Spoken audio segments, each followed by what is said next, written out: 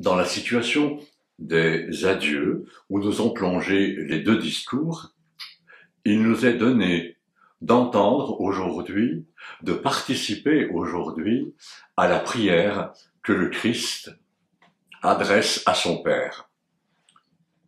Il présente d'abord le bilan de sa mission, puis il prie pour ses disciples, ceux qui l'entourent et ceux à venir, et à tous. Il demande au Père la participation à la réalité divine. Au moment donc de passer par la mort, Jésus prie son Père. Que lui demande-t-il? Père, l'heure est venue, glorifie ton Fils. Glorifie-moi, c'est-à-dire manifeste pleinement que je suis ton Fils, ton envoyé. Ainsi, ce n'est pas seulement moi qui serai manifesté, mais toi également, puisque ta présence auprès de moi sera le signe que nous ne faisons qu'un. Et les disciples que tu m'as donnés te connaîtront enfin pour ce que tu es vraiment. Ces deux versets, Père, l'heure est venue, glorifie ton Fils, afin que ton Fils te glorifie, et que selon le pouvoir sur toute chair que tu lui as donné, il donne la vie éternelle à ceux que tu lui as donnés. Ces deux versets nous disent le cœur de Jésus au moment de sa mort. Il ne fixe pas les yeux sur la croix d'ignominie ou de souffrance. Au contraire, l'heure est venue. C'est maintenant le moment où, sur la croix, va s'accomplir la pleine révélation de ce qu'est vraiment Dieu. La mission de Jésus, c'était de révéler le Père qu'il avait envoyé. Cette mission, il l'a accomplie. Et cette mission, elle a été reçue, puisqu'il y a maintenant une communauté qui s'est engagée, qui s'est enracinée dans son agir et dans sa parole.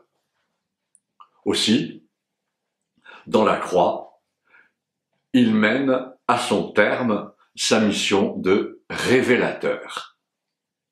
Pour nous, qui voyons trop souvent encore la croix comme lieu de la douleur et de l'infamie, le Christ rappelle que c'est le lieu de sa glorification, la croix glorieuse et non pas la croix ignominieuse. Le Christ va ensuite prier pour ses disciples. Il n'en est pas le propriétaire, c'est le Père qui les lui a donnés. Et c'est précisément au Père que Jésus les confie.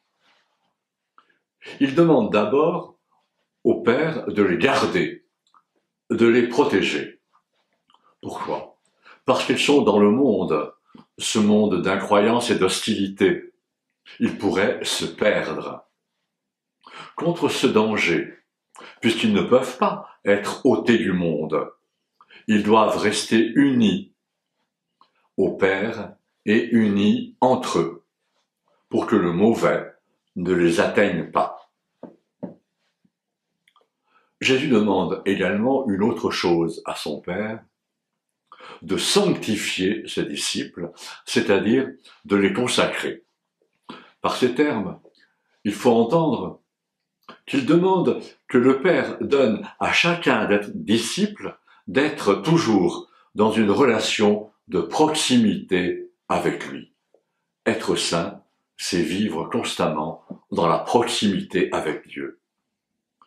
Dans la révélation qu'ils ont reçue et acceptée, ils ont vu la proximité du Fils avec le Père. Ils peuvent donc maintenant entrer dans la même intimité. Reconnaître Jésus comme envoyé, être uni à lui, c'est être soi-même envoyé. Cela ne vaut pas uniquement pour les disciples qui étaient autour de Jésus, cela vaut pour nous, les disciples d'aujourd'hui, nous ne sommes disciples que si nous sommes missionnaires. Jésus prolonge sa prière en pensant à ceux qui ont cru sur le témoignage des disciples. Pour eux, une seule chose est demandée, qu'ils soient unis. Il ne s'agit pas d'une unité institutionnelle, organisationnelle. Ils doivent être unis spirituellement entre eux, tout simplement parce qu'ils sont chacun dans une relation d'union avec Dieu. C'est l'union avec Dieu qui fait l'union des fidèles. Mais une telle union ne trouve pas son but en elle-même. Elle est la condition pour que tous les hommes puissent reconnaître le Christ comme envoyé de Dieu. Les dernières phrases de la prière nous disent la dernière volonté du Christ. Il veut que les disciples soient avec lui dans sa gloire, que déjà il anticipe avant la mort. Il veut que ses disciples voient Dieu dans son amour illimité.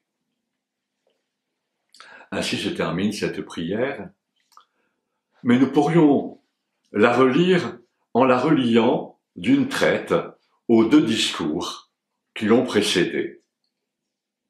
Ce qu'on pourrait appeler ces adieux et cette prière sont en fait un testament du Christ. Nous en retiendrons trois traits majeurs. Jésus affirme que la croix n'est pas une fin. Elle est une révélation suprême de son identité et de celle du Père. Elle manifeste l'amour bienveillant et tout-puissant du Père pour son Fils, auprès duquel il se tient sans cesse et depuis toujours, même sur la croix. Elle manifeste par là que celui qui se dit son envoyé, le crucifié, est bien son interprète authentique. Dans un deuxième temps, nous pouvons entendre que dans un monde qu'il ne faut pas déserter, bien qu'il soit marqué par l'incrédulité et l'hostilité, Jésus conforte la foi de ses disciples et des communautés à venir dont nous sommes. Il leur promet l'Esprit et il les confie à l'amour du Père. Enfin, nous pouvons comprendre ce que c'est que être chrétien. C'est reconnaître que Jésus est l'envoyé du Père, celui qui fait connaître le Père. C'est aussi reconnaître que jusque dans la croix, Jésus et le Père ne font qu'un dans l'amour. Et reconnaître que les croyants sont associés à cette unité dans l'amour. Ainsi, nous sommes appelés tous, dans cette trinité de l'amour, à participer à la réalité divine, à la vie même de Dieu.